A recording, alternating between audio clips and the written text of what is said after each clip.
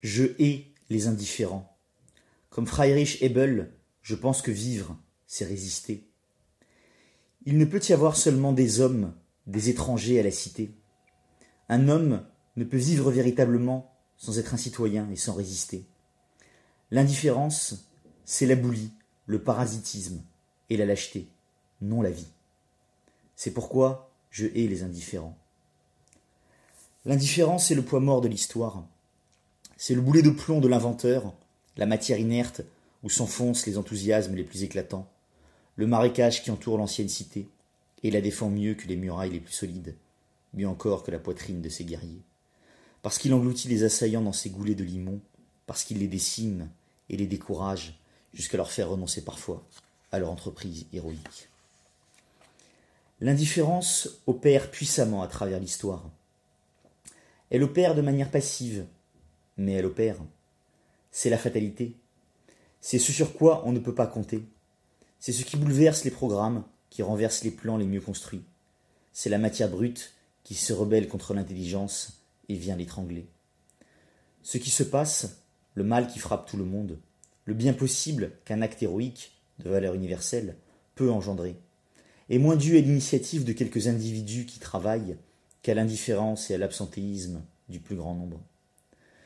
Ce qui advient n'advient pas tant parce que quelques-uns veulent que cela advienne, que parce que la masse des hommes abdique sa volonté, laisse faire, laisse s'amasser les nœuds que seule une épée pourra ensuite trancher, laisse promulguer les lois que seule une révolte pourra ensuite abroger, et laisse arriver au pouvoir les hommes que seule une mutinerie pourra ensuite renverser. En réalité, la fatalité qui semble dominer l'histoire n'est rien d'autre que l'apparence illusoire de cette indifférence, de cet absentéisme. Des faits mûrissent dans l'ombre, quelques mains qui échappent à tout contrôle tissent la toile de la vie collective, et la masse l'ignore parce qu'elle ne s'en soucie pas. Les destins d'une époque se trouvent ainsi manipulés en fonction des visions étroites, des objectifs immédiats, des ambitions et des passions personnelles de petits groupes actifs, et la masse l'ignore parce qu'elle ne s'en soucie pas. Mais les faits qui ont mûri finissent par se déclarer, mais la toile tissée dans l'ombre est enfin achevée. Et alors, il semble que la fatalité emporte les choses et les hommes. Il semble que l'histoire ne soit qu'un énorme phénomène naturel, une éruption, un tremblement de terre, duquel tous sont victimes. Ceux qui l'ont voulu et ceux qui ne l'ont pas voulu. Ceux qui savaient et ceux qui ne savaient pas. Ceux qui avaient eu une part active et ceux qui étaient indifférents. Et ces derniers se fâchent, voudraient échapper aux conséquences. Ils voudraient qu'il soit clair que non, ils ne voulaient pas cela, que non, ils ne sont pas responsables. Certains se mettent à pleurnicher de manière pathétique, d'autres blasphèment de manière obscène.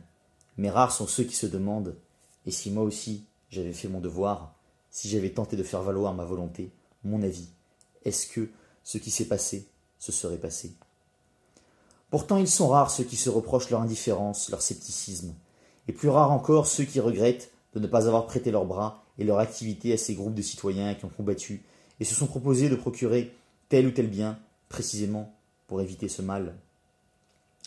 La plupart d'entre eux, au contraire, une fois que les événements ont eu lieu, préfèrent parler d'échecs idéaux, de programmes qui se sont effondrés de manière définitive et d'autres à l'unité.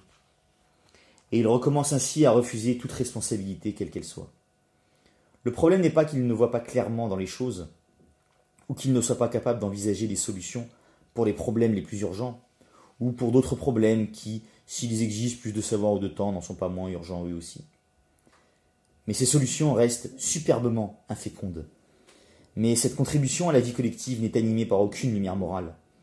C'est le produit de curiosité intellectuelle, et non pas de ce sens poignant des responsabilités historiques qui demande à tous d'être actifs dans la vie et qui n'admet pas les agnosticismes ou les indifférences d'aucun genre que ce soit. Je hais aussi les indifférents en raison de l'ennui que me procurent les pleurnicheries des éternels innocents. Je demande des comptes à chacun d'entre eux. Comment avez-vous assumé la tâche que la vie vous a confiée et qu'elle vous confie tous les jours ? Je demande, qu'avez-vous fait ? Et surtout, que n'avez-vous pas fait ? Et je sens que je pourrais être inexorable, que je ne vais pas gaspiller ma pitié, que je ne vais pas pleurer avec eux. Je suis résistant, je vis, je sens déjà battre dans les consciences viriles de mon camp l'activité des cités futures que nous sommes en train de construire. Et dans ce camp, la chaîne sociale n'épargne personne. Et dans ce camp, ce qui arrive n'est pas dû au hasard ou à la fatalité. C'est l'œuvre intelligente des citoyens. Dans mon camp, personne ne reste à la fenêtre pour regarder un petit nombre se sacrifier et se saigner en se sacrifiant. Et jamais celui qui reste à la fenêtre en embuscade ne veut profiter du peu de bien que l'activité de ce petit nombre peut apporter. Jamais il défoule sa déception en insultant le sacrifié et le saigné, parce qu'il aurait échoué dans son intention. Je suis en vie, je suis résistant. C'est pourquoi je hais ceux qui ne résistent pas. C'est pourquoi je hais les indifférents. Antonio Gramsci, La Città Futura, 11 février 1917.